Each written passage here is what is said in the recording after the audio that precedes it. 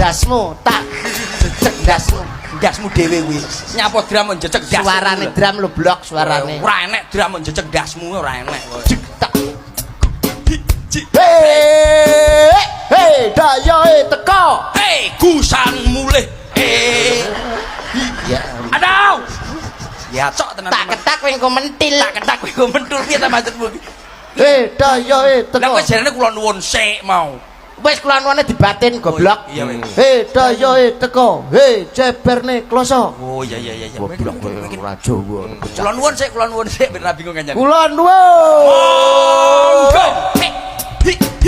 hei dayoe teko hei beberno kloso hei klosone bedah hei kantinen karpet sing abang apa sing ireng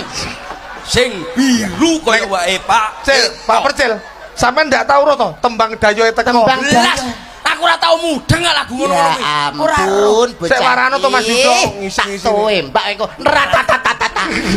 nembakan lho bocah iki mesti piye to Mas hei dayoe teko hei ceperno kloso hei klosone bedah hei tambalen jadah tambalen jadah hei tambalan jatah asik iya yo tambalan jatah kula nuwun monggo hei dayoe teko hei tambalan jatah jatah ning piye ta Mas aduh dicakot tenan wong edan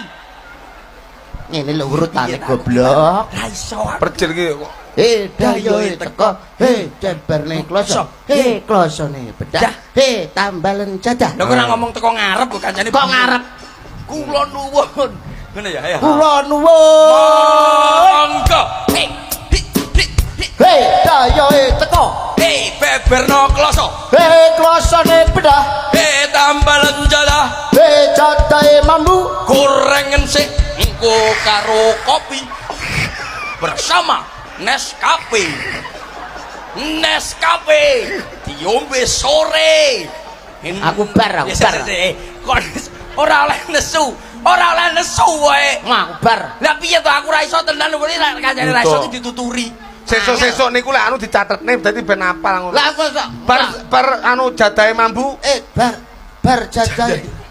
hei dayoe teko hei ceberne kloso hei klosone bedah hei tambalen jadah hei jadahe mambu hei pakakno asu lha asune gelem lho